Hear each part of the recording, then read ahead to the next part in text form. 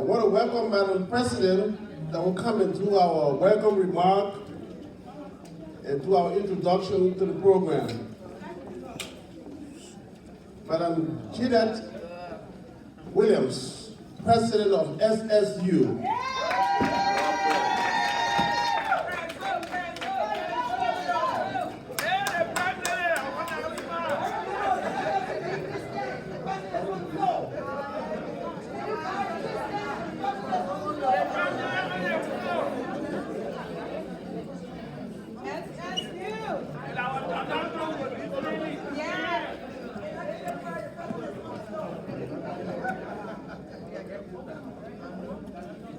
Praise the Lord.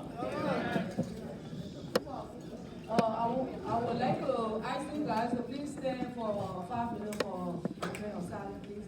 With us, one of our members who was in the club, they call her Louise, and she's not part of us anymore. Thank you guys.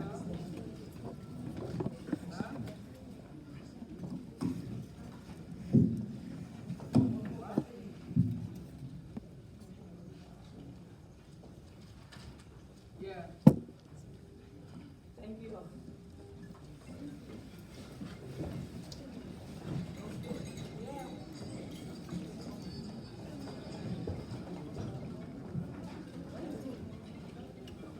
Hello, everybody, and good evening to all. We receive my warmest welcome to this celebration. We would like to extend a special welcome to our guest of honor, Reverend Kuhn, who will be speaking later tonight. We are so excited to have officials and members of other organizations, sisters, and police here to grace our 12th anniversary celebration and fundraiser. I would like to thank you for your attendance and welcome all our members and their valued guests. I love you, ladies. You love me, brother. We are like my women dedicated to service and foster to make a big difference than I can make alone. Please let's surround ourselves with love. Have fun, and thanks you all for joining us. Merry Christmas and a Happy New Year.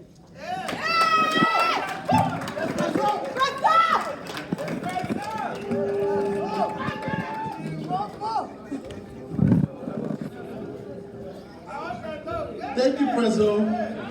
Thank you, President. That was good. Let us put our hands together for President.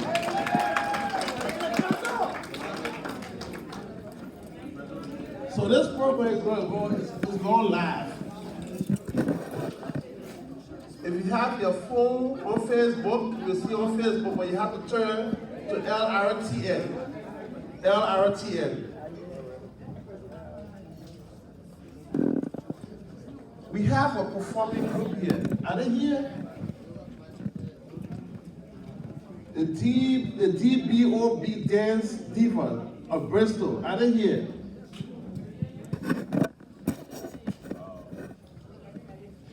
They're getting ready. All right, so we'll wait for them and we'll call on, while we wait, we'll call on Mrs. Nancy Richards, who will come in to be the guest speaker while we wait for this dance group. Mrs. Richards, are you ready? Mrs. Richards, a member of the SSU. Put your hands together, ladies and gentlemen.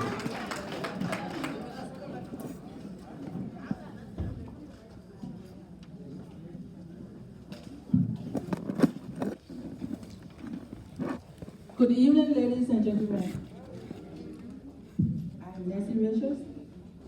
I'm going to introduce our speaker for the night.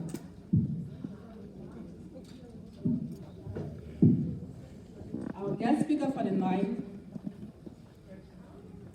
he's a preacher, and is passionate about working to strengthen the church prophetic voice in society, thereby promoting freedom, justice, equality for all, because the church is not just a pastoral entity proclaiming love, but also a body proclaiming truth and justice.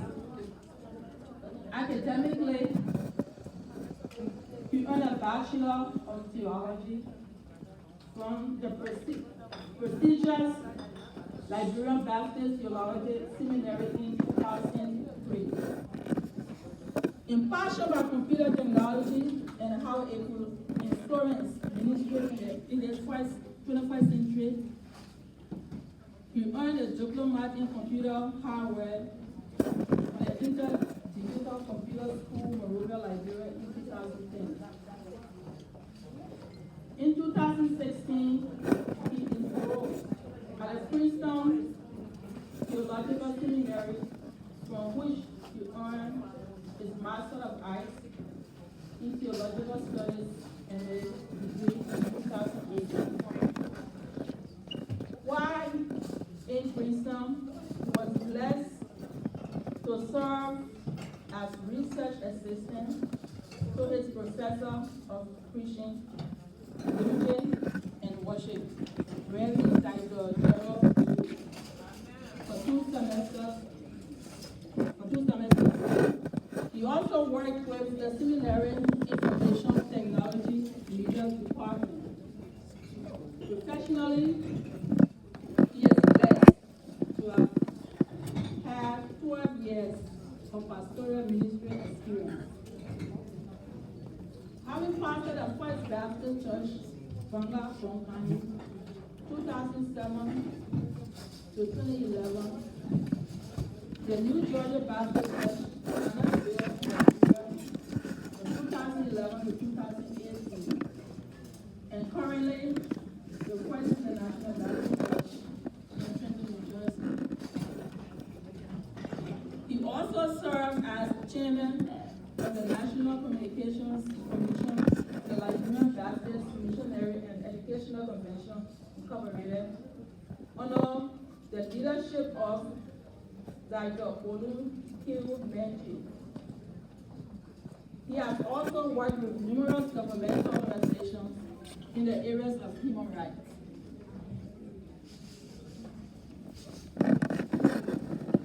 Our guest speaker has been married to his beautiful wife, Mrs. Dorcas Lrtn, since April 2006. While this profile mentions so much more, this servant of the Lord will wish only to be known through discussion as a humble child of God. Ladies and gentlemen, our guest speaker for the night is none other than my own brother, my Reverend, the Reverend Victor G. Tong.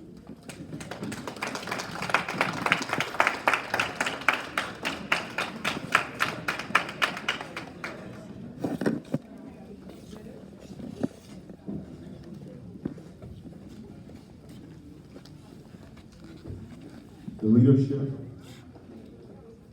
officers and members of the Sisters United, distinguished ladies and gentlemen, let me firstly use this moment to register my profound thanks for this esteemed invitation. And to be honest, when I first was informed of the invite to come and speak at this event marking 12 years of your existence as a group, as a women's organization, honestly, I was a little bit startled. I was a little bit confused. And the basis of my confusion can be summed up in a story I heard of a guy called Dr. Craig McPherson. This guy, when he was obtaining his doctorate degree, he wrote his dissertation titled, "Everything I Know About Women." But of the nearly 400 pages of his dissertation, when he presented it, page after page, There was nothing on those pages. I mean, there were no scholarly insights. There were no deep findings from any available from the most current available research around. There were no salient analysis. Nothing. And the point he was trying to make was that he simply knew absolutely nothing about women. And I'm there thinking, what in the world am I going to say to this women's organization? Because for us guys, we are so simple. I mean, we're straight. But women are so complicated.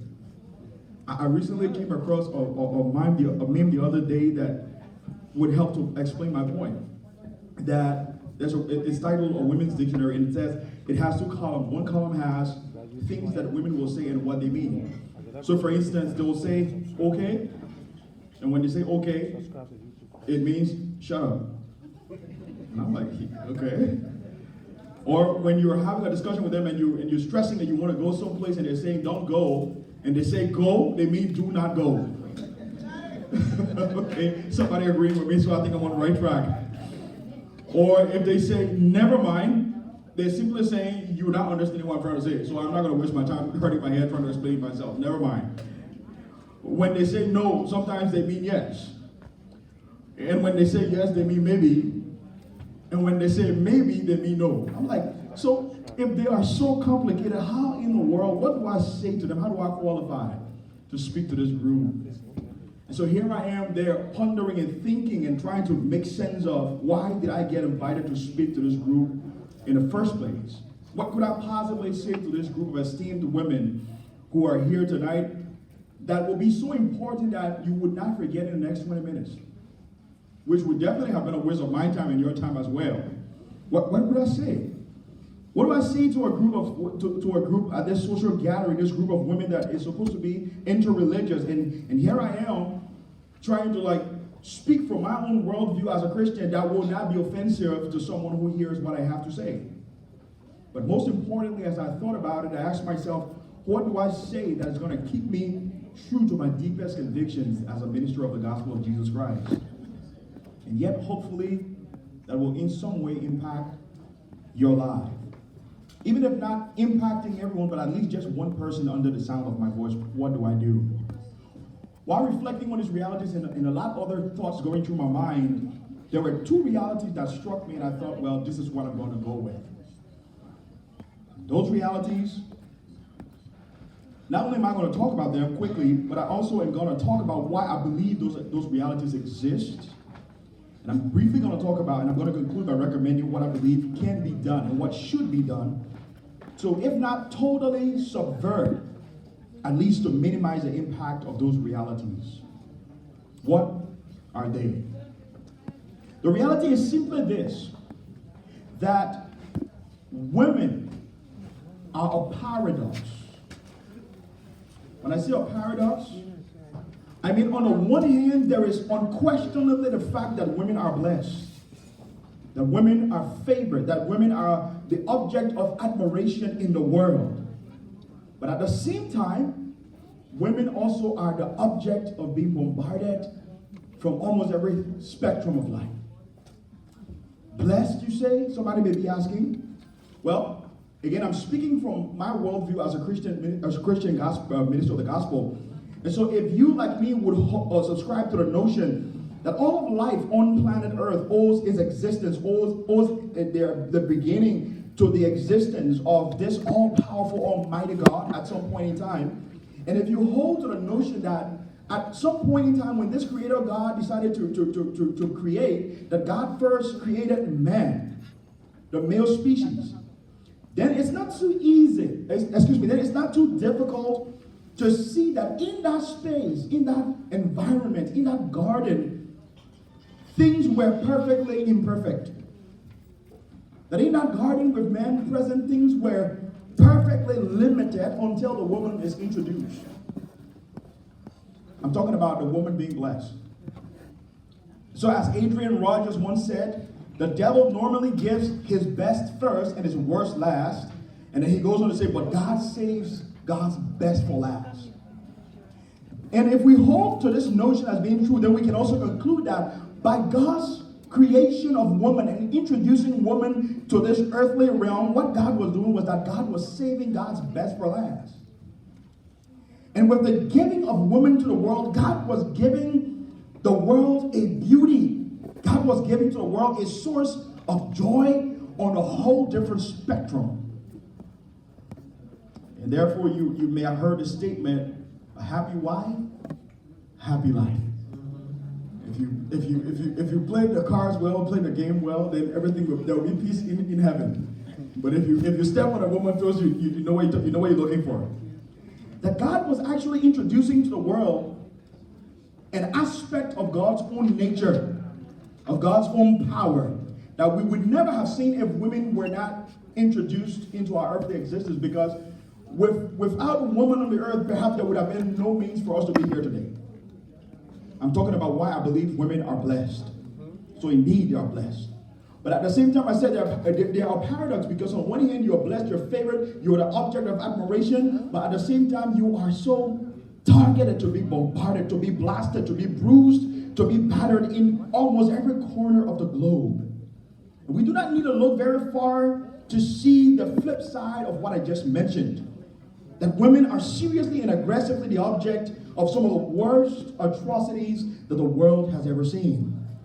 The United Nations Women's website, for instance, reports that an estimated 35% of women worldwide have experienced either physical or sexual, experienced either physical and or sexual intimate partner violence or sexual violence by either their partner or by a non-partner, not even mentioning sexual harassment. Now, because a lot of women, they talk about 35%. Now, because a lot of women are afraid to be stigmatized and to be labeled and to be judged, most of the time they do not even mention the abuses they suffer. And that's why this report goes on to say that in other countries, a total of about 70% of all women have been victimized by physical and sexual violence. I'm talking about why women are targeted and they are blasted most of the time. At the end of the day, what happens is that they face all kinds of challenges, depression as a result of those experiences, those harrowing experiences. Sometimes they have to end up doing abortion, or sometimes they contract horrible diseases as compared to other women who do not share those experiences. It is also estimated that about 87,000 women who were intentionally killed in 2017 globally around the world, over half that amount, about 50,000 of them, 58% of them, were killed by intimate partners. So can you imagine somebody who say they love you at one point in time, yet become the very object of targeting you? I'm talking about being blessed and being bombarded at the same time. Furthermore, men are not immune from sex trafficking. But the statistic goes on to say that adult women account for nearly half, about 49% of all people who are human trafficked victims globally. Women and girls together account for 72%, with girls representing more than 3 out of every 4 child that is trafficked. More than 4 out of 5 of every trafficked woman. And nearly 3 out of every 4 trafficked girls are trafficked for the purpose of sexual exploitation. Blessed, but bombarded. So your gender, your personhood as a woman is on the one hand an object of admiration, of delight and joy, but at the same time it becomes something that the enemy uses to target you and to destroy you, to seek to destroy you. I could go on to mention other statistics, but for the sake of time, I think you get the point I'm trying to make. I could talk about the 15 million adolescent girls between the ages of 15 to 19 years worldwide that are compelled to experience sexual relationships, sexual intercourse with some partner, whether they choose to or not. They have no agency in deciding whether that person is whom they want to spend the rest of their life with, or whether they even want to continue enjoying their youth or not. They have no agency, no choice in the matter. Think with me, for instance. If there was a relationship between a guy and a lady and there were a couple of kids that came out in the mix and the relationship went bad and they had to go their separate ways, who do you think most of the time end up bearing the brunt of the burden of caring for the kids? Most of the time, the guys pack their bags and leave the kids with the women. Stress, anxiety, depression, and other emotional and physical challenges tend to bear more on women. And I know, yes, that women will walk around projecting themselves as strong and as tough and as beautiful, not wishing to be the object of being judged. And therefore, on many occasions, behind that glistening, dazzling smile, behind that pristine beauty and that perfect makeup, beneath that elegant attire, behind all that, there might just be a woman suffering in silence. Because she's blessed, but she's also the target of being seriously bombarded. Suffer being disadvantagedly treated at a job site, or as she goes out in the world to try to make ends meet. Come home and devalued by her spouse, who will not notice her hair, who will not notice her clothes, who will not notice whether she has a need to be met or not. But that same spouse may not forget to compliment his workmate or a friend out there.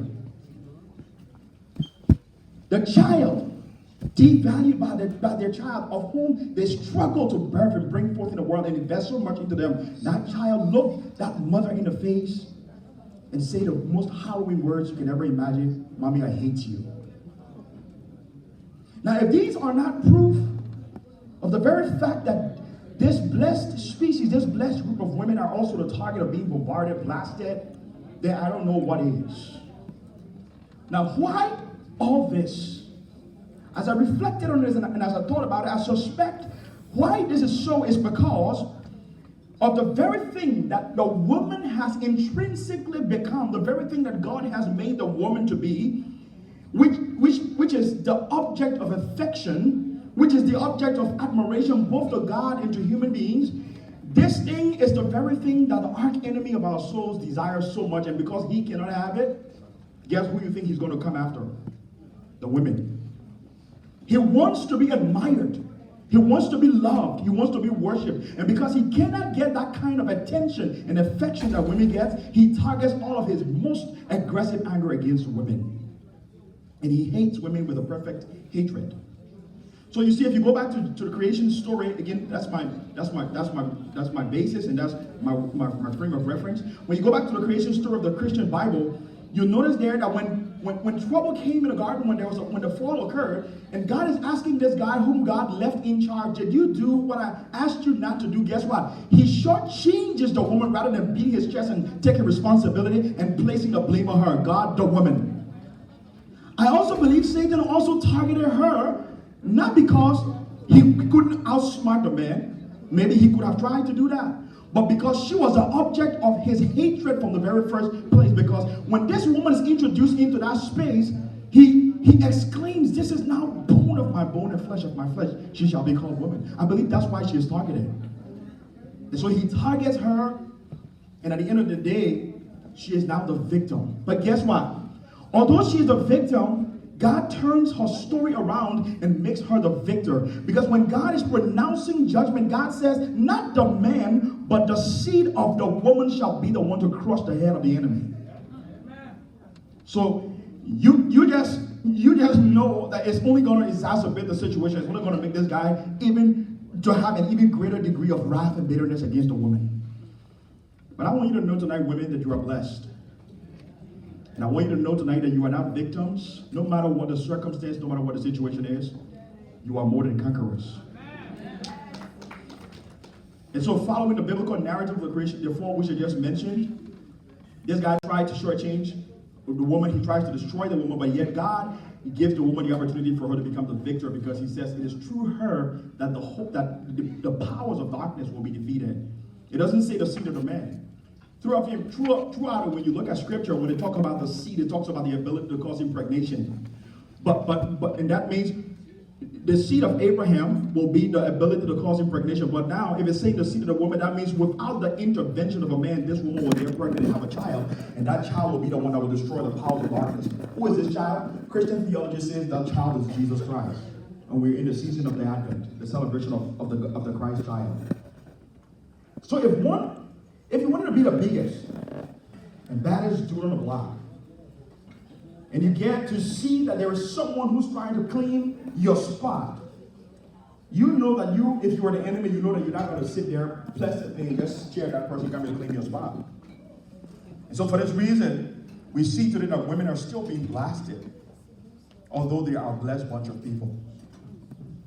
Now, the implication of this twofold reality that they are blessed and yet they are being blasted is emphasizing the fact that life is, and life can still be unfavorable for you in many sort of ways, especially if you are a woman. But there are at least two things you could do. You could either say, well, since life is like this, maybe the only thing I'm going to do is I'm just going to live and be a victim of whatever life throws at me.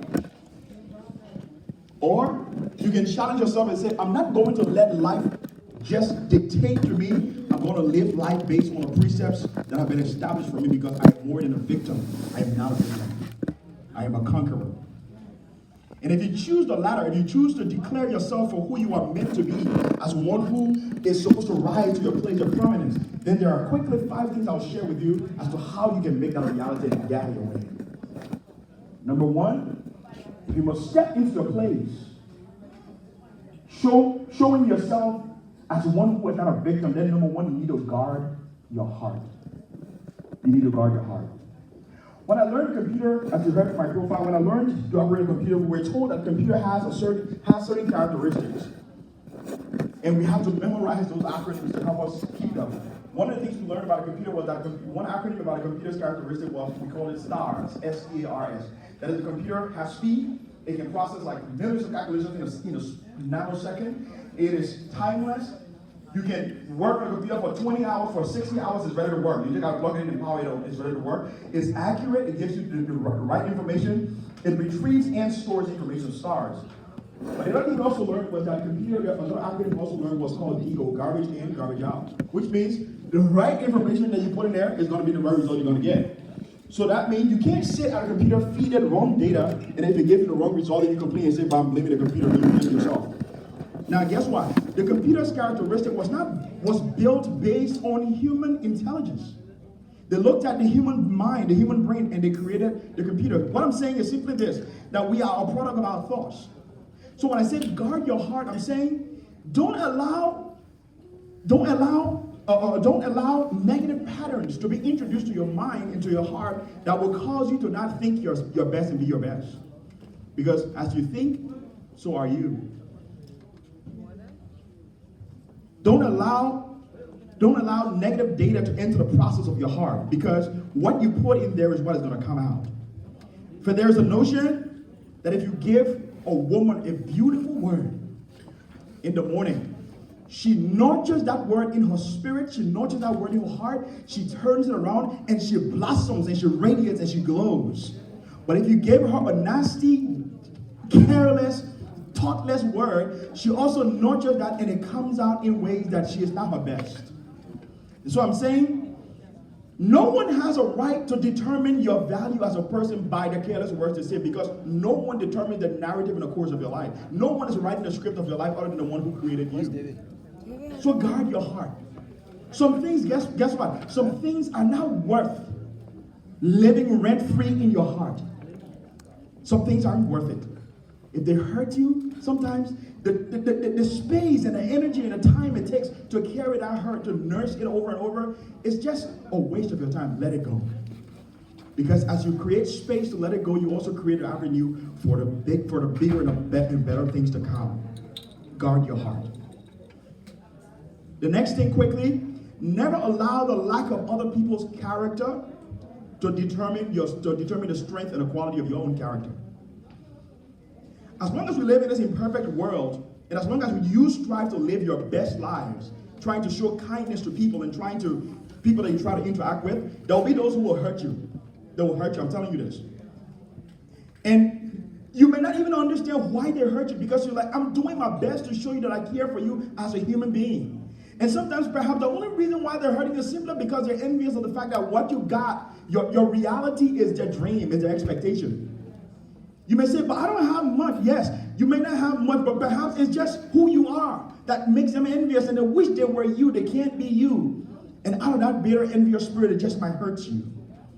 Now, the temptation is that when they hurt you, the natural human instinct would be that you would want to strike back and hurt them and make them feel even worse than how they made you feel. But there's the adage. There's this wise saying that says, whether life polishes you or whether life grinds you up, is dependent upon the stuff that you're made of. So the question I will ask you is this, women, are you red clay or are you a diamond stone? Because if you're red clay, trust me, you're so brittle, you're easy to break. But I discovered that the diamond is the hardest natural material on earth. So hard that it is used in certain tools to grind other objects. And when it's put to the test and it grinds up other objects, guess what? Those objects don't even put a scratch on the diamond. It continues to sparkle and to shine. So if you are a diamond, then I'm saying do not let other people's lack of character influence you and make you not to be who you were meant to be because you were a diamond. Don't let them squeeze you and shape you to become bitter and negative because you got better and you are destined for greater. The third point quickly, invest in quality relationships. Invest in quality relationships. Hear me, not everyone who walks with you, not everyone who talks with you, not everyone who laughs with you, not everyone who eats with you will prove to be a true friend. And the catchphrase is in the long run. In the long run. Anybody can be friends with you in fair weather when all is well. You get to know who your true friends are when all hell is breaking loose in your life. So the point is,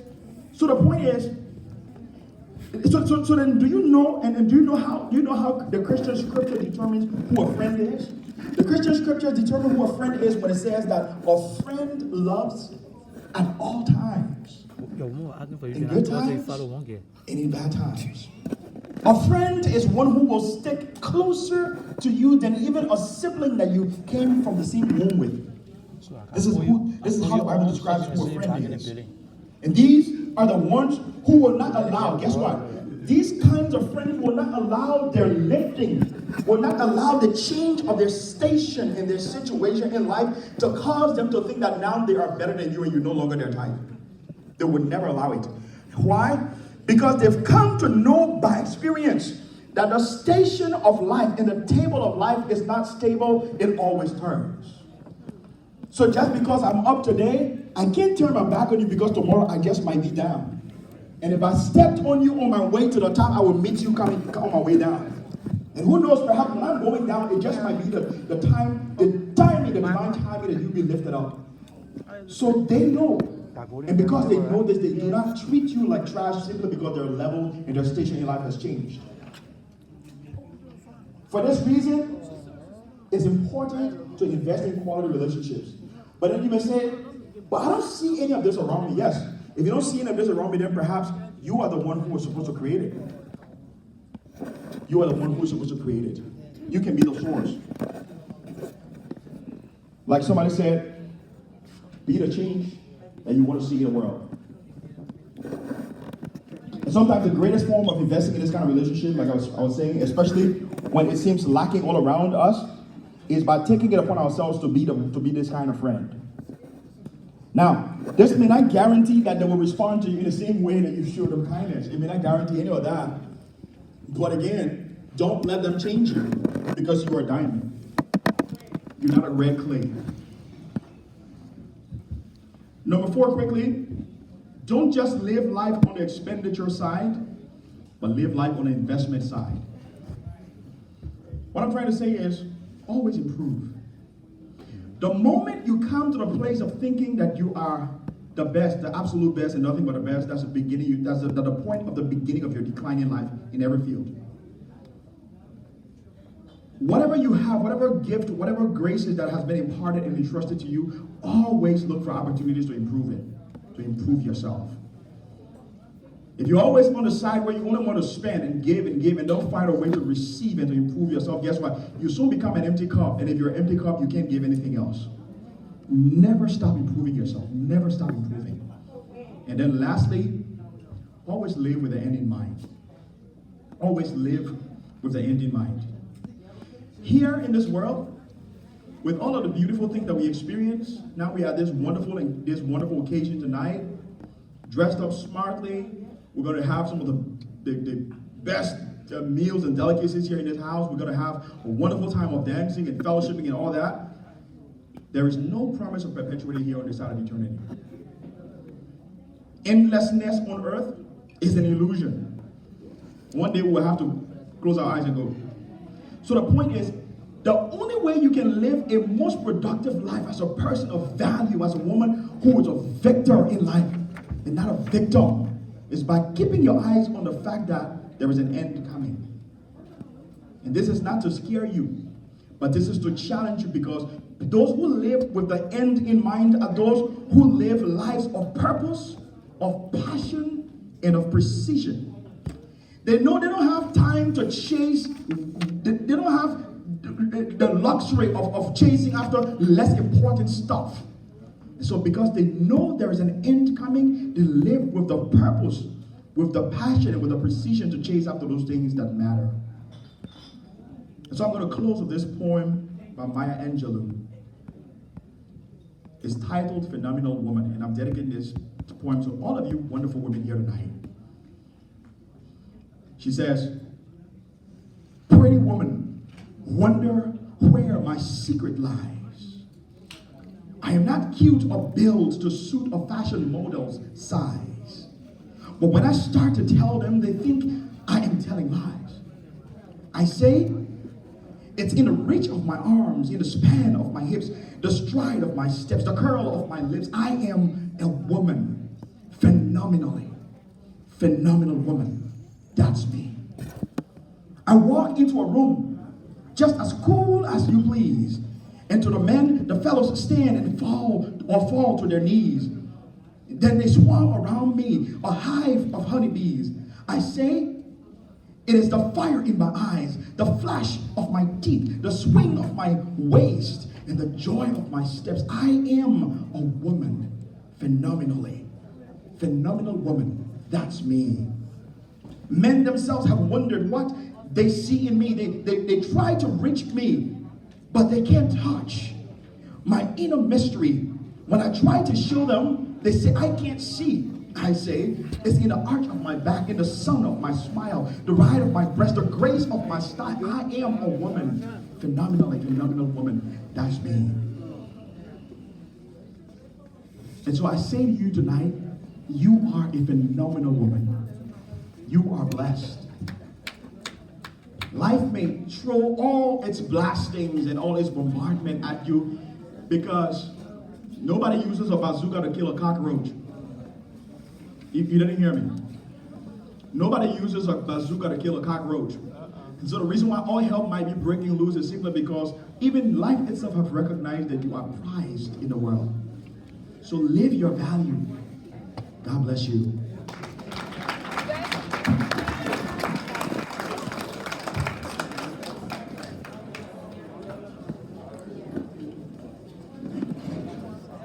Let us put our hands together one more time for our guest speaker, the Reverend Victor G. Cole.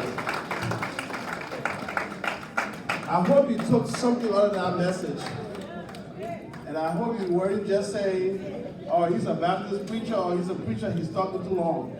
Because there was a message in there. So if you didn't grasp it, well, too bad for you.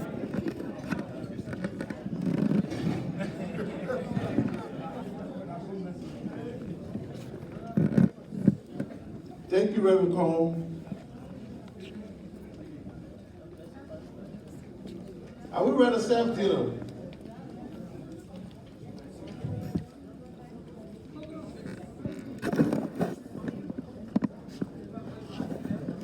Where is our divas? Are they here?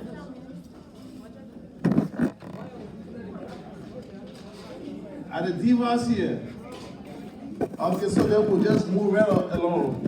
Let us serve dinner.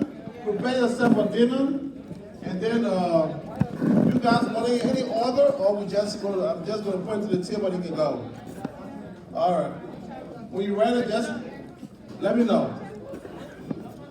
So at this time, let us call the various organizations that are here while we get prepared for dinner.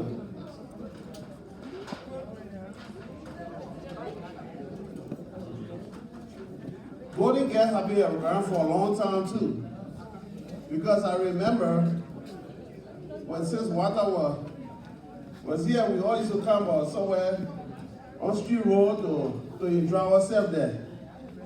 So I remember that very vividly. So, but here, they are well represented. I see my comrade here, back there. I see, I see the president here also. So we call upon you to come and give her a few words to your sister that are here, that have invited you. Let us put our hands together for Golden Girls.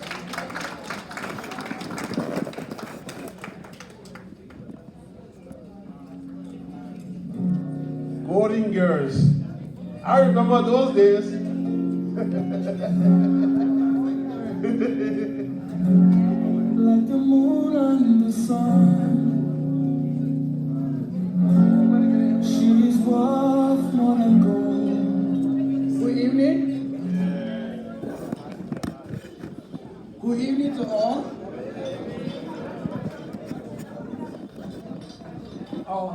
Now go around the pole. Good evening to all. I'm not getting a response. What happened? Thank you. You know, Golden Guys like to be recognized. So, good evening, everyone. Good evening. So, by the way, as you ladies, we are so proud of you people. We are sorry our president cannot be with us right now. But you have 3 officials and 2 members right now here. So it represents the entire Golden Girls. That's our advisor, Sis Cecilia, and a member, founding member, Thelma Roberts, and a founding member, Ellen Woods. And this is our lady who makes things happen, Titi Joyce. The chair lady for our social program, whatever you name it. Speaking to you is the lifetime secretary. So we are happy to be here on this SSU, and we pray that starting 2020, we will spend more time together. That means we're going to be challenging your kickboxing. And we're going to be doing stuff together. Food sales with your everything. Because this is a good thing. Oh yes, we will be. Come on, hello. Come on, hello. You ever see gold get old? Okay. So, I want to tell you, we happen to be here on this tonight. And one of the members on the table, when you would like to go out, I said, well, I'm here. So you must know that you're a special group. Well, thank you. You also have one of our members with you too, who is this Linda. And we're not going to let her have her all the way. She will have to devour herself. Because that's a lady that everybody wants in that group. Yes, I'm working. Well, thank you. And we have our little envelope. So it will go down on your book of records. Yes. That Golden Girls were present. Yes. So I'll turn it over to me.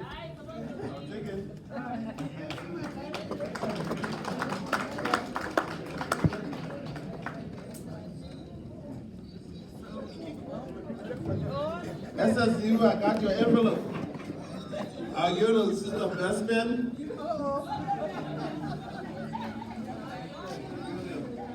She got it. Who said, oh, it's the financial person? Come and get it. Is Warda in the house? Warda. W-A-L-D-A, Warda. Okay, so I will move on. Forever 40.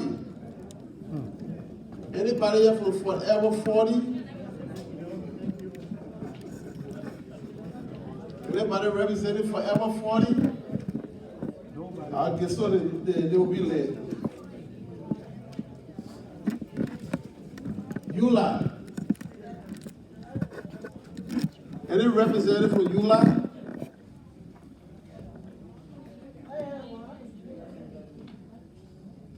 United Brothers. I'm sure they're here. BBU is here. So please come, BBU. Give BBU a hand of applause. BBU. Brothers United. But you see, you hear the name BBU, Brothers United, and they got Sister United. That tells you something, right? Yeah, something. The women had an organization, the men, they say, you know what, you're leaving us behind. Every Sunday you're going to a meeting. We're going to have our own meeting too. So here come BBU. They all look at the hospitals of these women in our club too. BBU.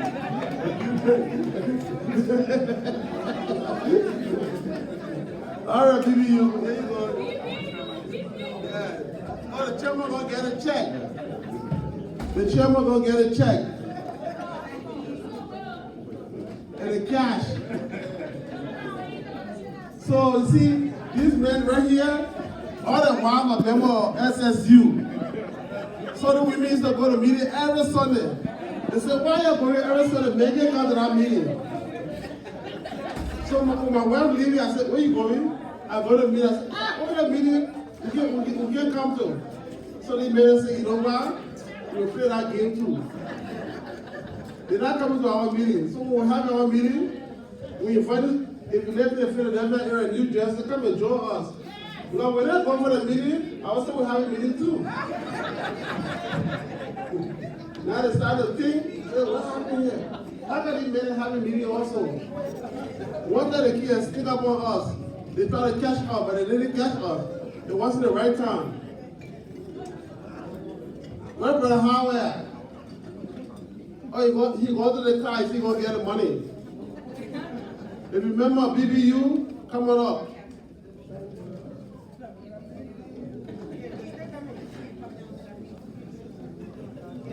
But I wonder why he left that coat in the car. Now I'm starting to think more now. Why he left the coat in the car? And go outside. Why would you leave a coat in the car? If I were his wife, I'll go out and go check.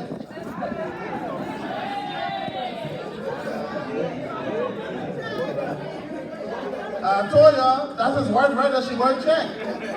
Something wrong somewhere. All right, DJ, spill one or two songs here. Let's see, let these guys dance.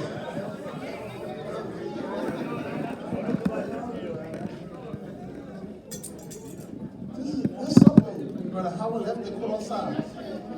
When they call in and he would say, I'm going to get a coat. Something wrong somewhere. She going to go check.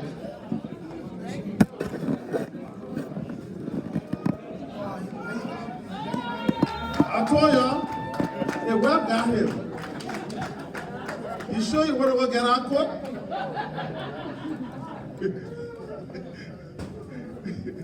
All right, Brother Howard, come on up.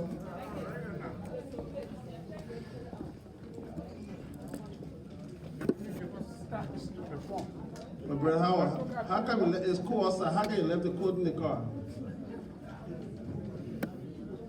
You guys are explaining the do. What is it?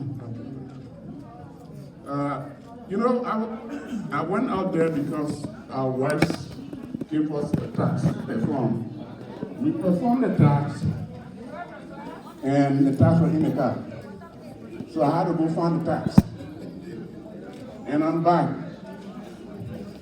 I want to take this time to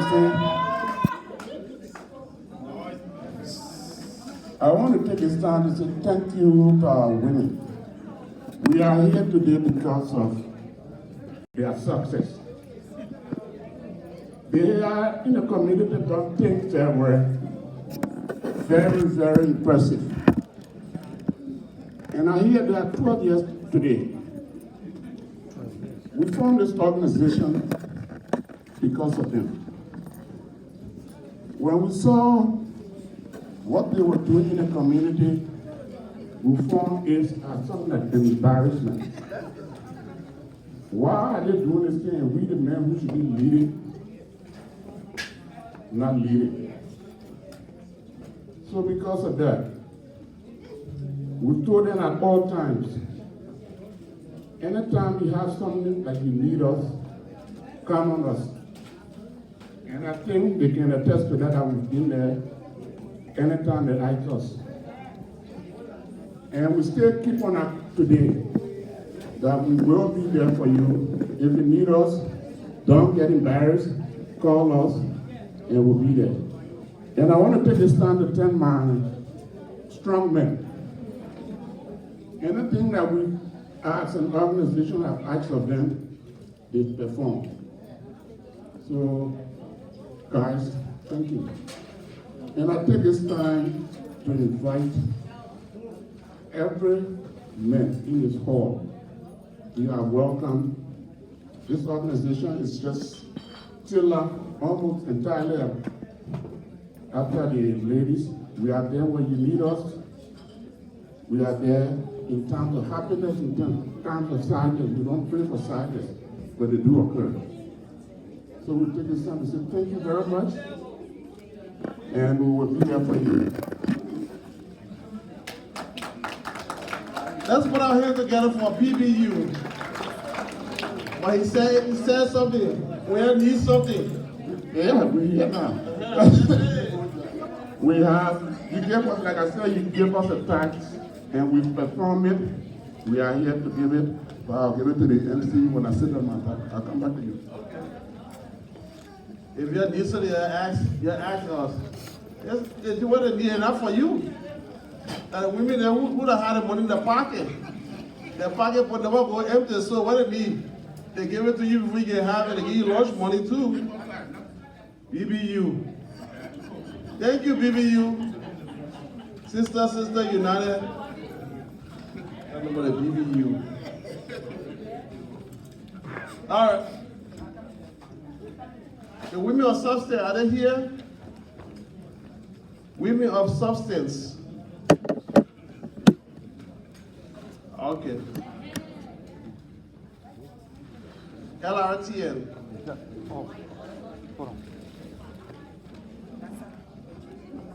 Okay, I'm back. I keep talking about Lrtn and everybody getting tired of this.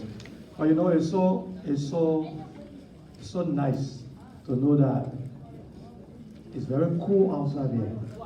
And some people don't trying to figure out where to go, but you can actually sit home and sit somewhere and just go to Lrtn and see exactly what happened. I'm reading all the comments, people saying hi, seeing the faces. You know, some of you who didn't tell your wife you're coming here or something, you're watching. So I'm listening to sister, this is wonderful, okay? Now, I just want everybody to know this. Whenever we're having a program like this in the community, all the elected officials here, they want to be part of it.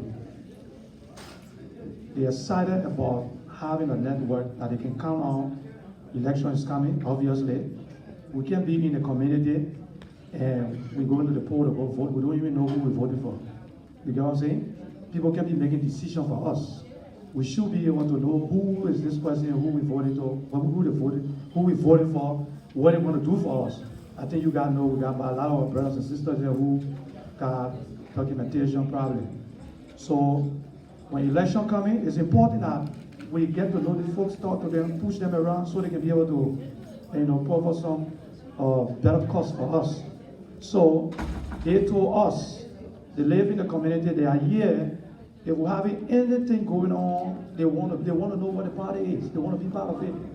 So our program is a very nice program to bring maybe the representative for this area or somebody from your end. Sisters, you guys are doing well. You say you've been here for 12 years. 12 years, trust me, there are a lot of funds out there. There are a lot of things out there that you guys could get and make it better. So the network is very important that everybody look up to this thing and take it very seriously. If you somebody who is into journalism or you into something, I just want to let you know we don't have riches yet. You can't come here to get rich. But if you're somebody who want to keep doing what you like doing, we open to everybody. Call us up. We're looking for an office very soon. We're going to have an office. We're trying to see where we can get reporters all over Addington or Jenkinstown, everywhere. So when something happens in the morning, we can give 3 news, our local news. 6, 7, or 5, so we can know what happened, who's sick, who's dying, who coming to town, what's going on. You know what I mean? We got to know that. It's very important because we can't just listen to the garbage and keep giving us. So I don't want to hold everybody on board. It's very important that you support us. Give for donations. We're not expecting money. Whatever you have some old camera, or if you have the knowledge in journalism or technology, like we got the Lrtn. I'm gonna see if I can work with the Lrtn. Whatever skills you have, you can train some of us. That's good for us to make it happen. And especially for those of you who have young kids who are here, they went to college, they graduated, they're sitting home, and they're not really doing anything, looking for a job, going around to look for a job, nobody giving a job, they already got the first master, second master, or bachelor, graduated from community college, speak very well, and they're just hanging around. We can put them in front of the camera and have them going out there and meeting these people and talking to them, so they can have something to look up to, We can have a network that our kids can work there, earn their experience, all right? We also in Liberia, we just started. Wherever we got here, our thing is we should be able to help people back home. So we got 6 persons right now on payroll. We were able to hire them from the University of Liberia. So they work, they get up in the morning, they're running around, they're doing something. At least, if you can get up in the morning and get $75 or $50, at least for God in heaven's sake, you're doing something. You're not just hanging around. So whatever we get from here, if it's big, we want to do the 15 counties, so we need your help. Anything you can do, we're looking for office space. If you have a space in Liberia, you think we can be productive, fine. So I don't want to hold everybody up, but it's important that you support us. If you have the opportunity, we don't have riches here to give everybody. I keep telling everybody, you know what I mean? This is not profit. When you call us, of course it's a non-profit, but we still charge on certain things that, if you have something when you're doing your wedding and so you know. But if something big happening where the president is coming here and invite us here, we will be there so we can show it to you. So we want to say thank you for sister, thank you for having us. Next time, I know you guys here have the Golden Girls, they're having something coming up. Let us know. We're going to send a letter all ahead of time. And everything you do, you're going to have your elected officials here with you so they can go with you. So thank you very much. Sorry for the long talk. Thank you, Lrtn. All right, so dinner is ready. Dinner is ready. All right, so I'll call my table so that and make sure you take your plate with you. Are you ready back there? All right. Since I'm in front here, let me pick this table right here, this table, and that table. Let's go get our food, and then we'll go in our order. And then the guest speaker table, the red way, will go along too. So it's 3 tables that go in. The guest speaker table, this table, and that table. Go get your food. DJ.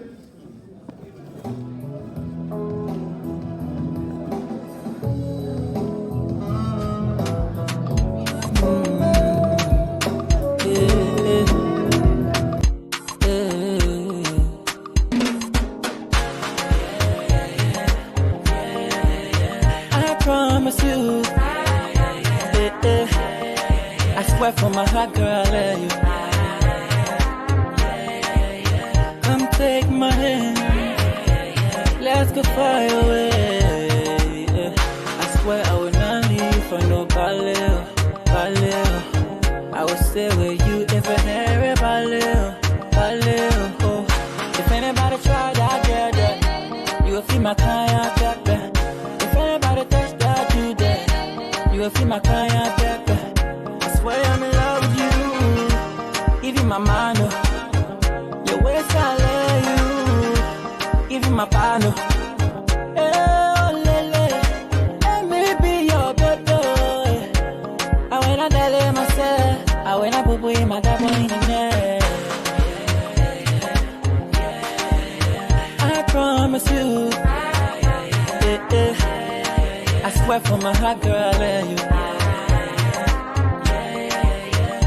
Take my hand, let's go far away. Can I play Hosco, Lapa, Mela, Makata, can I play Hosco, Lapa, Ella, Makata. I won't cheat you, I will never leave you. I'm here to please you, Mama, let me please you. Oh, yeah, yeah. I promise you, I swear from my heart, girl, come take my hand, I'll take your hand, let's go far away. Come closer, lay your head on my shoulder. I'm your beauty beholder, your beholder. Come closer, lay your head on my shoulder. I'm your beauty beholder, your beholder. If I lie to you, let me water, get me in the water. Let me in the water. If I lie to you, I like it almost follow me in the water. Let me in the water.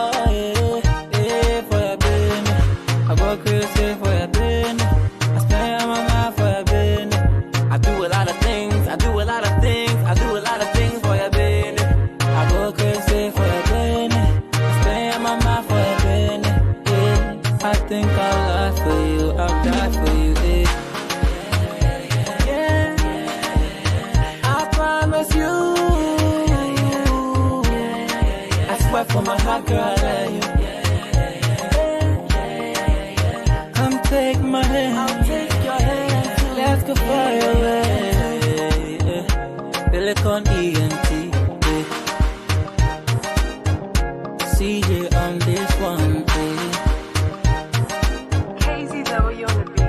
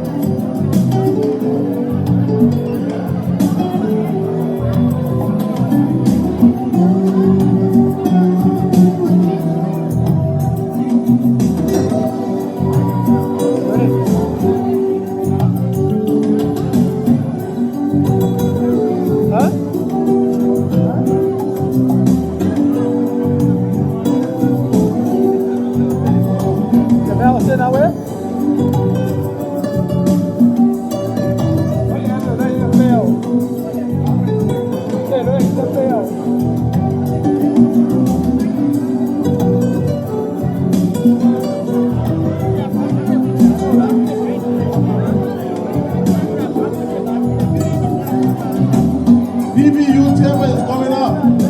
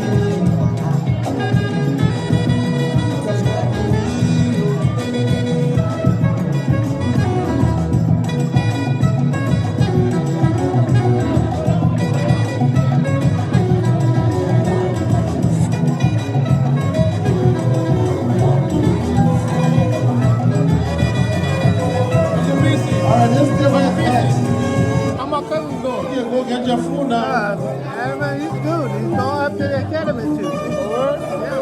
I know we up there soon. All right. He love it over there. Yeah, I'm gonna be up there soon. Oh, what's it called? Like it's like a baby.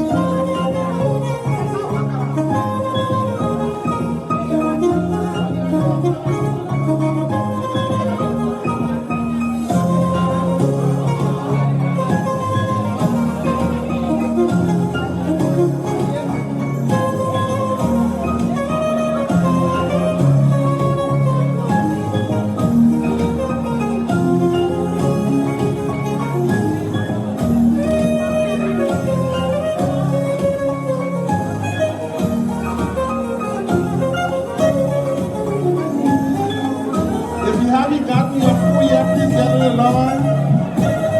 Last long.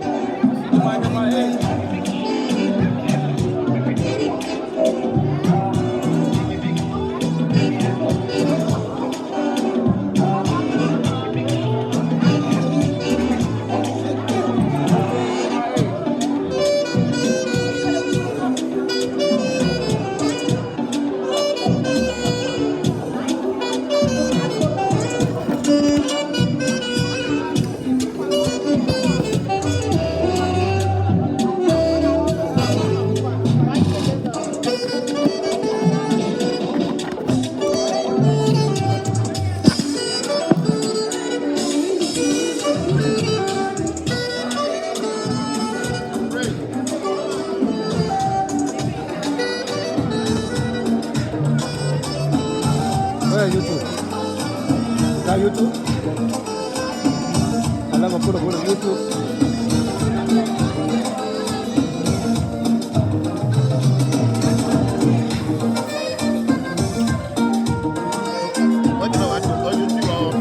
YouTube, Facebook, Twitter, anything que pueda hacer.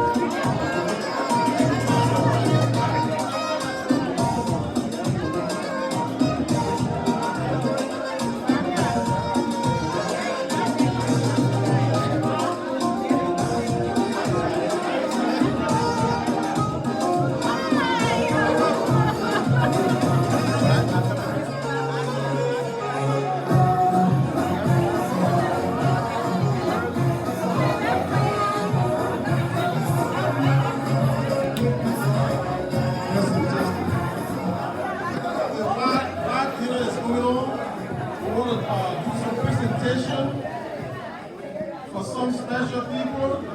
We all are special here, but there are some people that have worked seriously.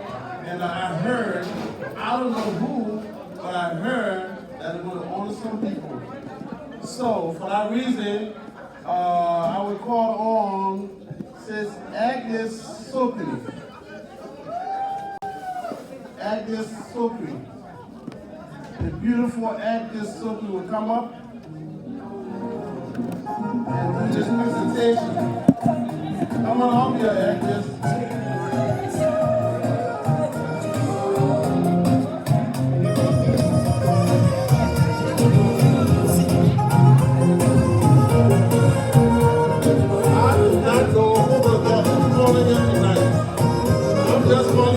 That's something the brand envelope that nobody knew about.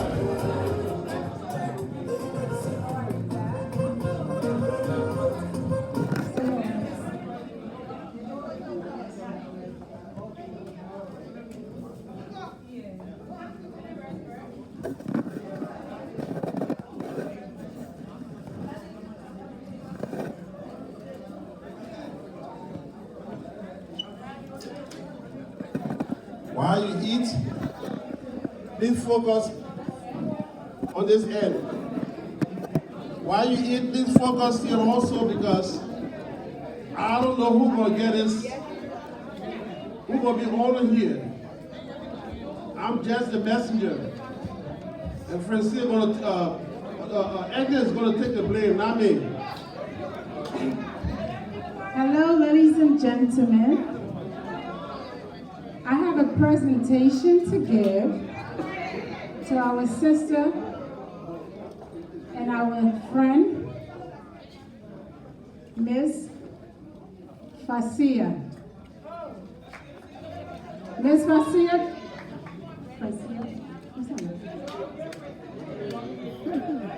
Miss Francia Dewar, can I get your attention, please? My beautiful sister Francia. All right. Miss Francia, you can sit right there and wait for me to look for you. Okay. All right. Our sister Francia is a wife, a mother. She is our sister of SSU. She is our financial secretary. She's a hardworking and determined and a go-getter. Francia is a person to not mess with. She's a very strong-minded person. She works hard for SSU, making sure everyone pays their duty on time. Whatever she says, whatever Francia says behind you, she will say in front of you. Francia is very sweet, but don't mess with her money. Francia deserves this award because of her hard work and dedication to SSU. And this is why this is my honor to present this award of appreciation to Miss Francia, from Mrs. Francia Dewar, from the Sisters of SSU. My sister, we would love to, ladies and gentlemen, Sisters of SSU, hello. Can everyone stand up and give a hand to Miss Francia Dewar, please? Mrs. Francia Dewar. Congratulations. This is your certificate of appreciation. We appreciate you, okay? And we love you. Thank you, sweetie. Take a picture. Give her an applause, please. Let us clap for her. Yeah. Okay. I have another presentation to give. This one is for a very, very special lady. This presentation is for Miss Frida Johnson. Our mother of SSU. She's a beautiful person inside and out. She dedicates her time time to attend every occasion that is asked of her. She also pays her dues on time. When we are out of order, she's always there to be a voice of reason. On a personal note, when I was a little girl growing up in Liberia, my family and I lived next to Miss Afrida. There were many days when I would come home from school and go over to Miss Afrida's house, and she would give me food to eat. To this day, I still have the taste of Miss Afrida cassava leaf in my mouth. She has always been very kind and giving without asking for anything in return. Tonight, we would love to honor Miss Afrida Johnson. Certificate of appreciation. We love you, Miss Afrida Johnson.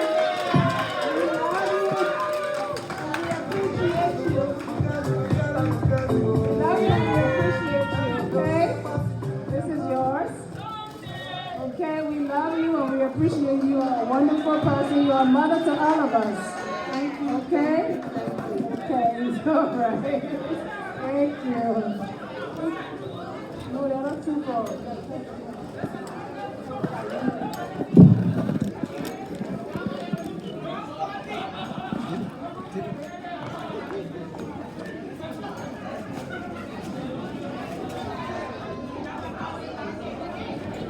So we're gonna call up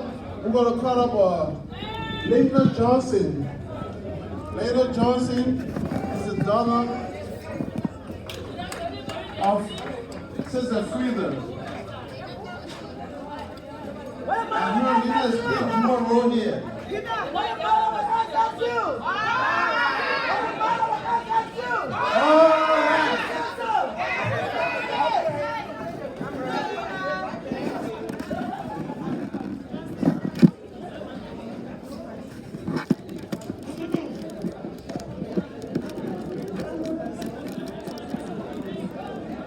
Hello.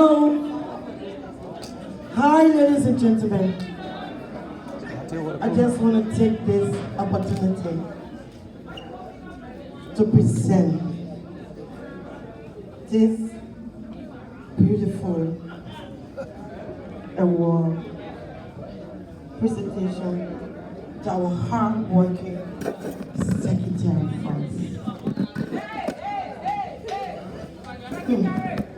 Where's he? This secretary of ours, hard working. Anytime you call her, when person call her first, person will say, pleasure.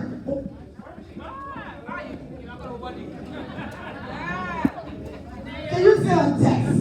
I need an emergency test, and that test will be done. It was a slip of tongue I called the name when I was standing. When I say I word, then she know who is the person. But standing here right now, I just want to present this presentation to you. What is it? Don't show my voice. Hey, this where is it at? I gotta show my mom too now. What happened? Say wave now. Say wave. She coming. Wave now. You people already look at you. Why you facing? Girl shall never tire. She'll go above and beyond. And even if she brought a photographer to us to take a picture. Will you believe it?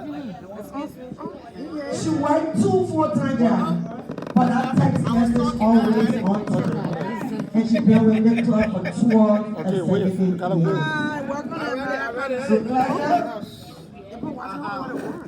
We, the sister of SSU, we just want to appreciate your time. And we just want to say we love you. Keep up your hard work. We will argue, we will pretend you know it, but we stay with you. We love you. Thank you.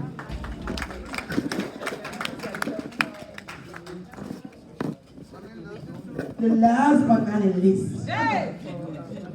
The last but not the least.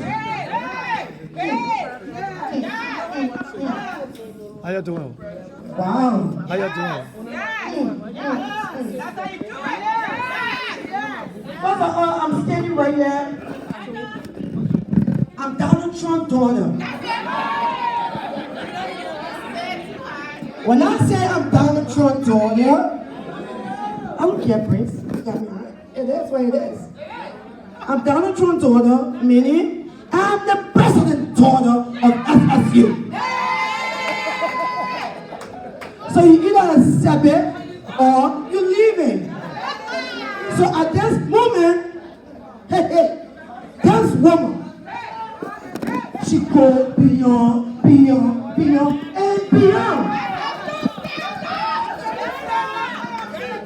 This president, no meeting. No meeting. She will use her money. She will do anything.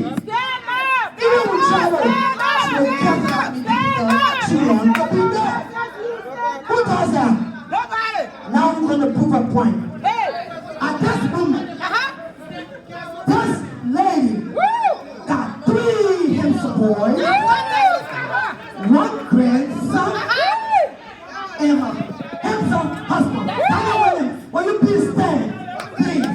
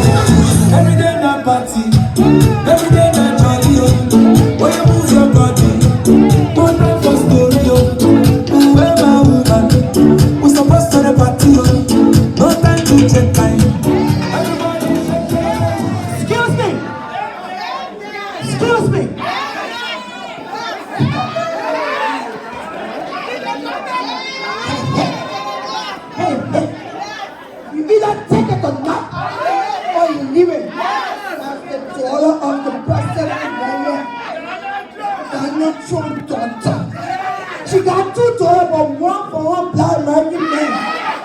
So she can't pay attention to them. Her name is Julie. Julie! Baba. But I want the DJ to play our song.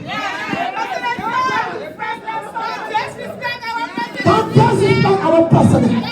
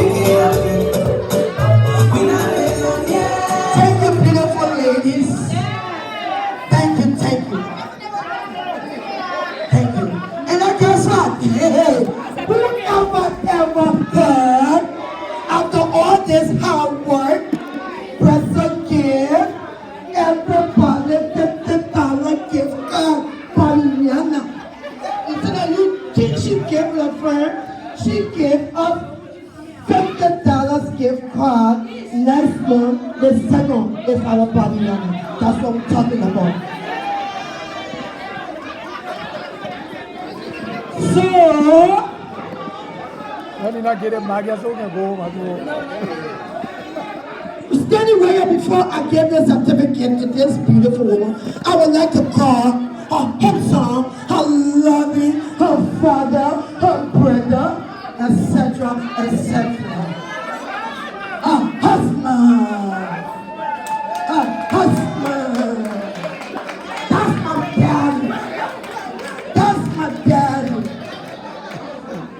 Thank you. Amadi, I never knew you had a wonderful wife. I never knew. But standing here at this day, will tell you thank you for giving her the time to go to meeting, to be on time, to do everything. So we just want to say we love you. And President, we love you for the battle of our heart.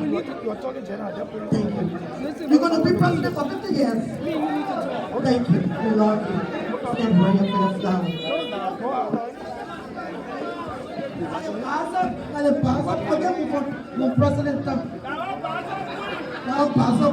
Okay, I love you guys and thank you. Bye.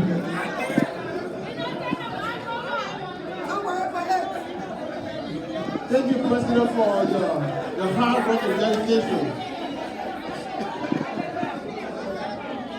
All right.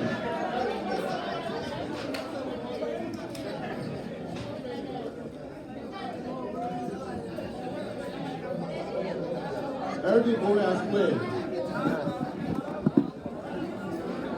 Are you all enjoying yourself? Yeah. Are you enjoying yourself? You're not listening. Are you enjoying yourself? Oh, I know why. Because the drink is being for sale. If the drink was free, everybody's going to enjoy themselves. But I'm going to go make a special appeal to SSU for everybody.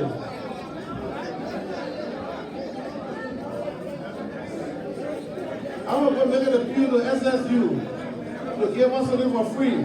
But the water is free. But the drink got to be free too, I guess. All right, so while we're eating, fabulous sisters, they enter the building. As they were entering, I said, whoa, who are those ladies? You know, when you stay up, you can see everybody. And I was just looking. But they're here. So, fabulous sister, please come up and say a few words to your sister at SSU so that they know that you are here. Let's welcome fabulous sister.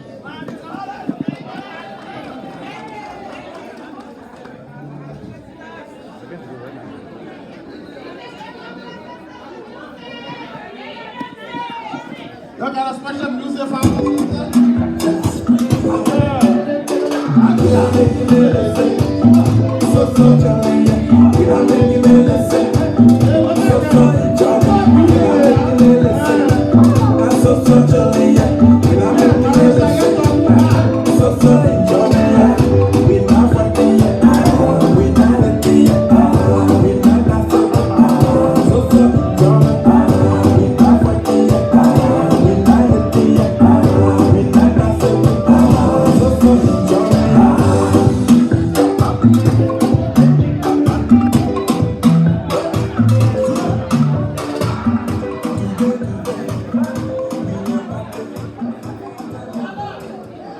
Well, good afternoon, ladies and gentlemen.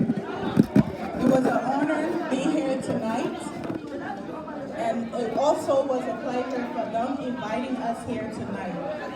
Unity Sisters, we call you guys our oldest because you guys been in the game for a long time. We admire you guys so much, and our thanks from our club, from the vice president to the president. We said thank you for inviting us. Tonight, we'd like to introduce ourselves. I know you guys are wondering. I am the president. I'm Brunette P. Richards. And this is the vice president, Miss Marsha Teach. I'm the treasurer, Miss Grace Williams. I'm the former president, Abatine Williams Gore. I'm the former vice president, which is Jennifer Williams. Former president, former vice president. I'm a member, Cosetta Westwood. How you doing? Thank you all for having us tonight. And we would like to present an envelope because a ticket was sent to our club. So we would like to present this envelope tonight on behalf of Fabulous Sister. We want to say thank you for inviting us again. And we hope when we have our program, we'll invite all of you guys too. Please make sure to attend. Is that finished?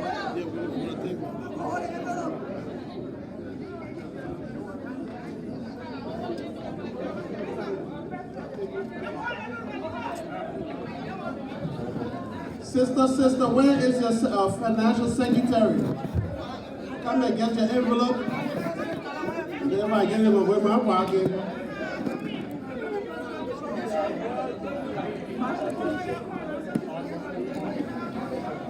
We talk about money. Money, you should be running from over there.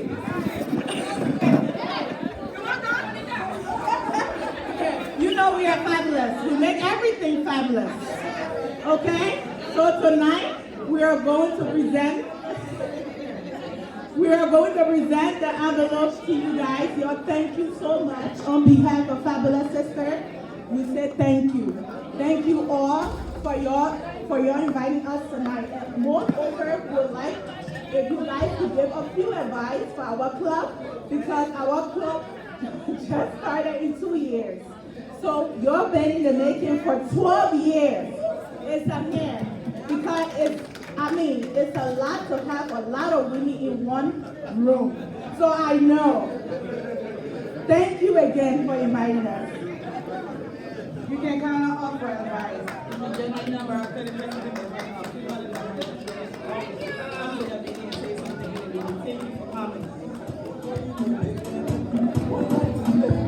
Okay, thank you, Fabulous Sister. Well, we're about to wrap this up, folks. So we have to dance. So I'm not wasting no time. I'll call Mrs. Marie Howard to give all the photo tanks. And then after the photo tanks, I'm going to turn the whole thing over to the DJ to make the floor spin.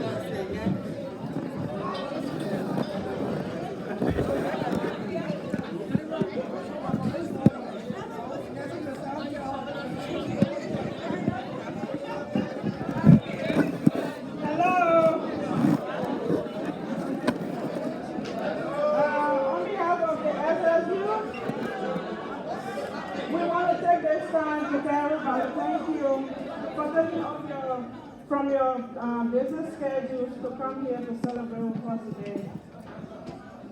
We truly appreciate your time, your gifts, and your good wishes.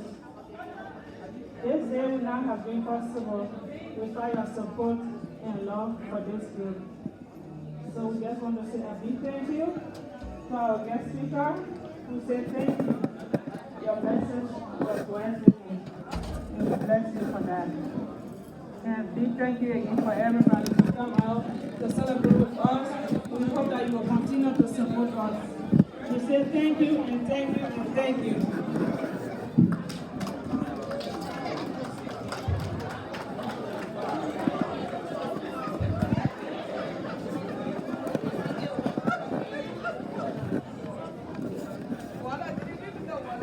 We're going to do the Grand March. We're going to do the Grand March and transition into everybody's business. So we need a volunteer that will run this Grand March. I know the Albert Richards is here, but I don't know what keep on doing that tonight.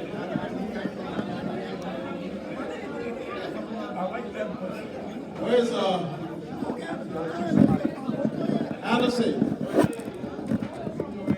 Can you call Grandma here? All right, thank you. So I got somebody who went to the Grand March. Please come with your partner and do the Grand March for us.